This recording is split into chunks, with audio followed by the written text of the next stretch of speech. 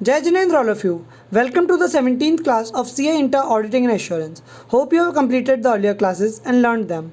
Give your reviews in the comment box and ask your queries too. So, coming to page number 12.24, Advanced to Staff. Interest bearing staff advances as a banker should be included as part of advances portfolio of the bank. जो advance portfolio होता है bank का, उसके अंदर जो bank ने अपने staff को, जो वहाँ पर एम्प्लॉयड हैं वर्कर्स, उनको अगर कोई लोन दिया है इंटरेस्ट बियरिंग, जो जिससे वो बैंक इंटरेस्ट भी चार्ज करता है, तो उसको बैंक को पार्ट ऑफ एडवांस पोर्टफोलियो ले लेना चाहिए. In case of housing loan और uh similar advances granted to staff members where interest is payable after recovery of principal, interest need to be not be considered as overdue from the first quarter onwards.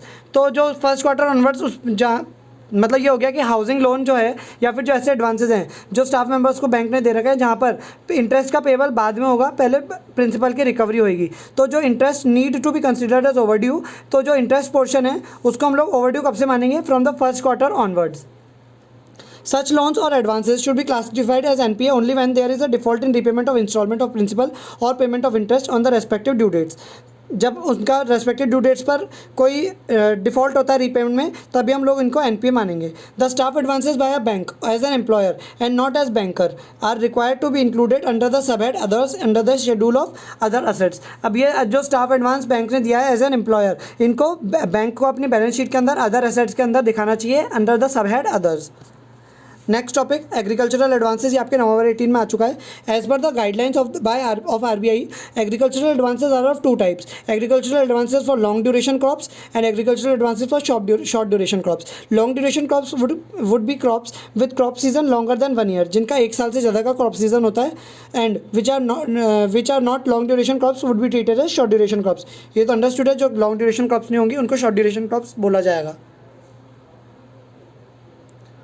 The crop season for each crop would mean which means the period up to harvesting of the crop raised. अब ये MCQ में आपसे पूछा जा सकता है कि crop season each crop का कब से कब तक माना जाता है.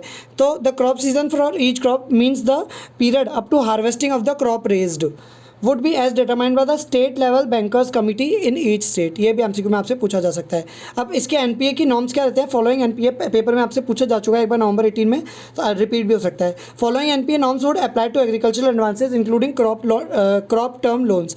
अ loan granted for short duration crops would be treated as NPA. Short duration crops का लोन एनपीए तब माना जाएगा if the instalment of principal और interest thereon remains overdue for 2 crop seasons. अभी शॉर्ट ड्यूरेशन है, तो यहाँ पर अगर 2 क्रॉप सीजन्स तक कोई लोन ओवरड्यू या फिर प्रिंसिपल इंटरेस्ट ओवरड्यू रह जाता है किसी का, तो वो एनपीए माना जाएगा. अब लॉन्ग ड्यूरेशन क्रॉप्स के केस में क्या होगा? इफ़ द इंस्टॉलमेंट और प्रिंसिपल और interest thereon remains overdue for 1 crop season.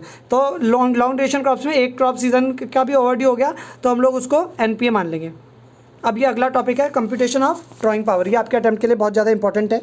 All accounts should be kept within both the drawing power and the sanction limits at all times.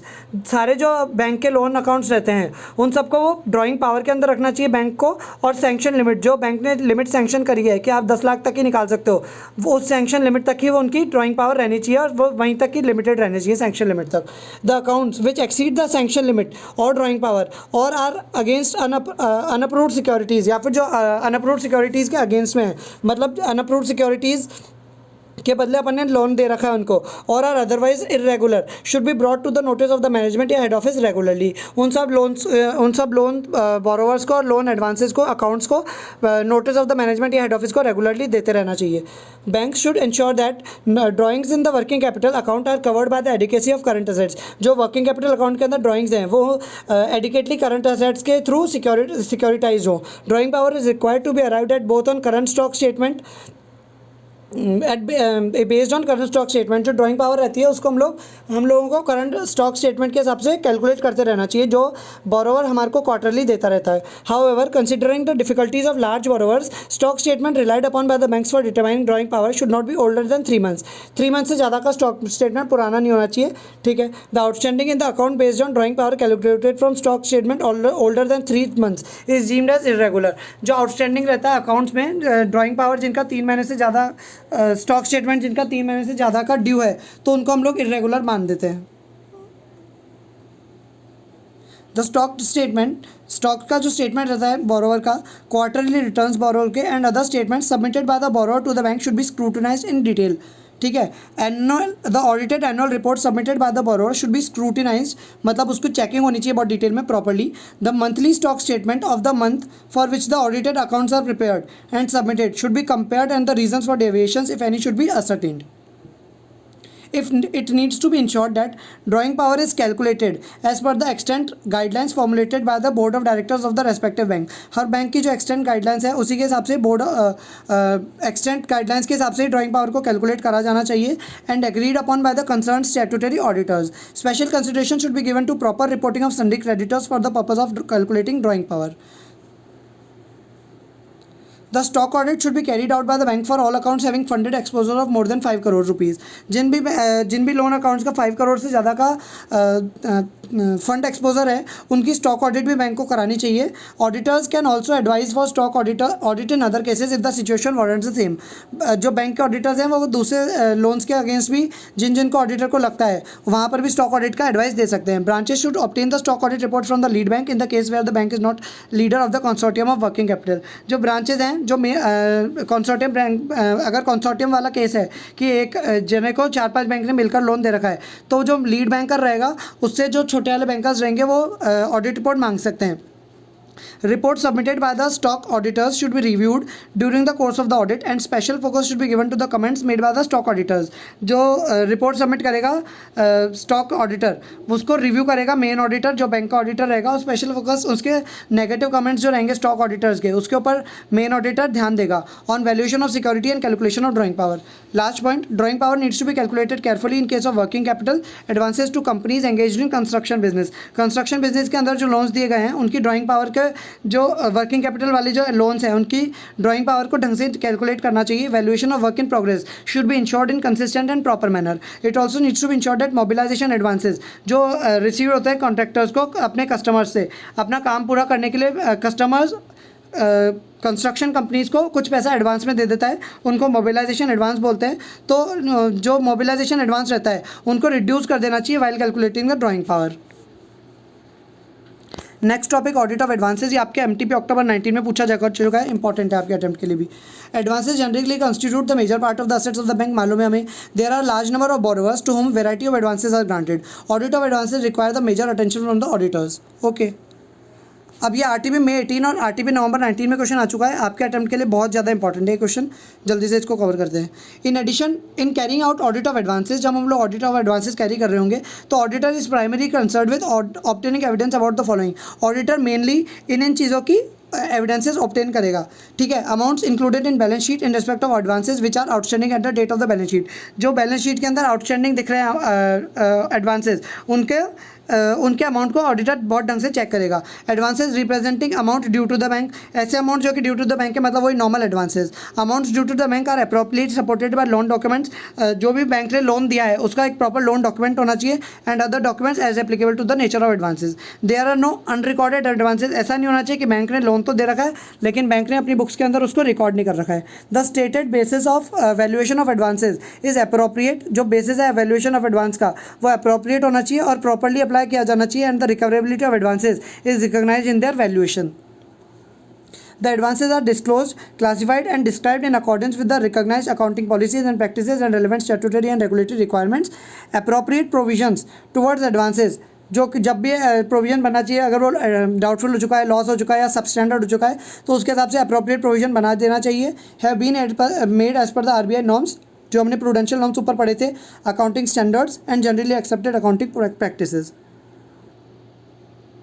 अगला box ये भी RTP नवंबर 19 में आपसे पूछा जा चुका है, ये भी इंपॉर्टेंट है. The auditor can obtain sufficient appropriate audit evidences. Sufficiency का मतलब होता है कि क्वांटिटी ऑफ ऑडिट एविडेंसेज और अप्रोप्रिएटनेस का मतलब होता है क्वालिटी ऑफ ऑडिट एविडेंसेज. तो sufficient appropriate audit evidences about advances by study and evaluation of internal controls relating to advances and by auditor ऐसे ही सफिशिएंट अप्रोप्रिएट ऑडिट एडवांसेस के बारे में कैसे ले सकता है?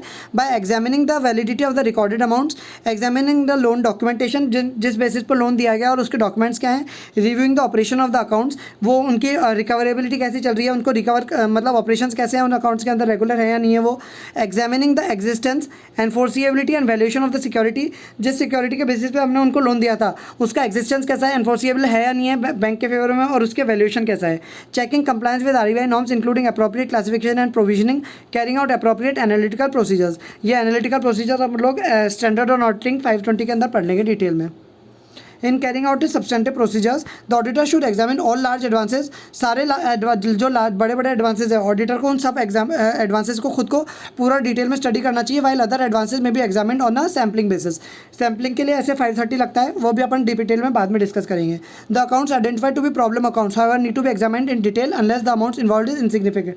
जो प्रॉब्लम अकाउंट्स हैं उनको ऑडिटर को डिटेल में एग्जामिन करना चाहिए जब तक कि उनका अमाउंट इनसिग्निफिकेंट नहीं हो कि हाँ इनको छोड़ा जा सकता है। Advances which are sanction during the year on which during the year और which are adversely commented by RBI inspection team. RBI हर साल एनुअली इंस्पेक्शन टीम से ऑडिट करवाता है, तो वहाँ पर जो एडवर्स कमेंट्स आए हैं उन वाले एडवांसेस को ऑडिटर को और डिटेल में चेक करना चाहिए। कॉन्करेंट ऑडिटर के एडवांसेस नेगेटिव वाले या फिर बैंक इंटरनल इंस्पेक्शन जो इंटरनल ऑडिट हुई है बैंक की should generally be included in the auditors review.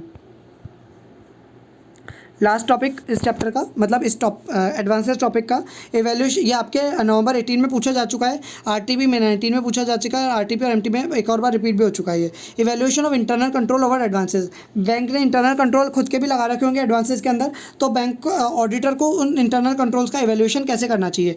The auditor should examine the efficacy of various internal control over advances to determine the nature, timing and extent of his substantive procedures, कि अब auditor को उनकी substantive checking कैसे करनी है। In general internal controls over advances should include inter alia the following: bank should make an advance only after satisfying itself as to the credit worthiness of the borrower। Bank को advance तभी देना चाहिए जब वो credit worthiness of the borrower, जो borrower है जो loan लेने के लिए आ रहा है उसकी क्रेडिट वर्दीनेस ढंग से चेक करे, and after obtaining sanction from the appropriate authorities of the bank. All the necessary documents, जो नेसेसरी डॉक्यूमेंट्स हैं, should be executed by the parties before advances are made, और the compliance with the terms of sanction and and use of funds should be ensured. जो जैसे bank borrower ने loan तो लिया था घर बनाने के लिए, लेकिन उसने अपनी शादी के लिए वो लोन को यूज़ कर लिया, तो एंड यूज़ ऑफ फंड्स गलत हो गया, तो इसका कंप्लायंस बैंक को चेक करना चाहिए, और ये इंटरनल कंट्रोल बैंक ने लगाया नहीं लगाया है इस चीज़ का ऑडिटर को चेक करना चाहिए। Sufficient margin as specified in the sanction letter should be kept against securities, securities का सफिशिएंट मार्जिन बैंक को रखना चाहिए so as to cover for any decline in the value there of. If the securities taken on in the nature of shares या debentures, तो ownership of the same should be transferred in the name of the bank and the effective control of such securities B retained as part of documentation. तो जो shares और debentures है उनका effective control bank के favour में transfer हो जाना चाहिए। All securities requiring registration should be registered in the name of the bank or otherwise accompanied by documents sufficient to give title to the bank। जो भी securities हुई थी requiring जो रजिस्टर्ड जिनका रजिस्ट्रेशन रिक्वायरमेंट है, फॉर एग्जांपल हाउस, तो वो bank के फेवर में रजिस्टर हो जानी चाहिए। नॉर्मल पॉइंट्स हैं सारे, आप खुद भी रीड कर सकते हैं। In the case of goods in the position of the bank, अगर बैंक के पोजीशन में कोई गुड्स हैं बोरोवर के, contents of the packages should be test checked at the time of receipt. ऐसा नहीं हो कि बैंक ऑडिट बोरोवर ने डब्बे तो दिए लेकिन डब्बे के अंदर खाली खाली डब्बे या फिर न्यूज़पेपर भर के दे दिए आपको। Godowns should be frequently inspected by responsible officers of the branch concerned in addition to the inspectors of the bank। Drawing power register जो रहता है should be updated every month, ताकि हमारे को ड्राइंग लिमिट मालूम पड़ पाए बोरोवर की, to record the value of securities hypothecated। ठीक है, these entries should be checked by an officer। The accounts should be kept within both the drawing power and the sanction limit, ये अपन ने ऊपर भी डिस्कस करा था। All the accounts which exceed the sanction limit या फिर drawing power or are otherwise irregular should be brought to the notice of the controlling authority regularly। The operation of each advance account should be reviewed at least once an year and at more frequently in case of large advances। जो भी operation रहते हैं हर advance के case में उनको कम से कम एक साल में एक बार तो रिव्यू कर ही लेना चाहिए, और अगर वो बड़े एडवांसेस हैं तो उनको कुछ और फ्रीक्वेंट इंटरवल्स पे भी हम लोग रिव्यू कर सकते हैं। यहाँ पर अपना ये एडवांसेस वाला टॉपिक ख़त्म होता है। यहाँ तक का चैप्टर करने के बाद अब जो इंस्टीट्यूट ने टेस्ट और नॉलेज में एमसीक्यूज दे रखे हैं हम लोग उनको अब कवर कर सकते हैं बहुत आसानी से। फॉर एग्जांपल फर्स्ट एमसीक्यू दे रखा है रेगुलेटरी बॉडी, अरे यार शिट ये क्या हुआ, regulatory body in case of banks is SEBI या डीए, आरबीआई या आईसीआई। तो अपन को मालूम है आरबीआई, अपन ने इसके फंक्शंस भी स्टार्टिंग में कवर करे थे, डिस्कस करे थे। Second question, which of the following is fund based advance, कौन से इन चारों में से फंड बेस्ड एडवांस है? Term loan fund based advance रहता है, कैश क्रेडिट भी फंड बेस्ड एडवांस रहता है, डिमांड लोन्स भी फंड बेस्ड एडवांस रहता है। तो answer is D, all of the above. Which of the following is not classification of NPA, NPA के अपन ने 3 क्लासिफिकेशन पढ़े थे, सब स्टैंडर्ड, डाउटफुल और लॉस। तो एक ये इम्पेयर वाला है, ये इसका आंसर है, क्योंकि ये इन तीनों में मतलब इन तीनों को कवर, मतलब जो क्लासिफिकेशन ऑफ एडवांसेस है वो उसको कवर नहीं कर रहा है। ठीक है, यहाँ पर अपना ये टॉपिक खत्म होता है। अब अपना लास्ट टॉपिक एक बच रहा है, उसको अपन अगली क्लास में कवर कर देंगे और ये चैप्टर खत्म हो जाएगा, audit of revenue items. Hope you are liking these videos. Subscribe the channel and press the bell icon so as to receive the notifications of our new videos. Share these videos with your friends too. Study hard and make your parents feel proud. Jai Jinendra.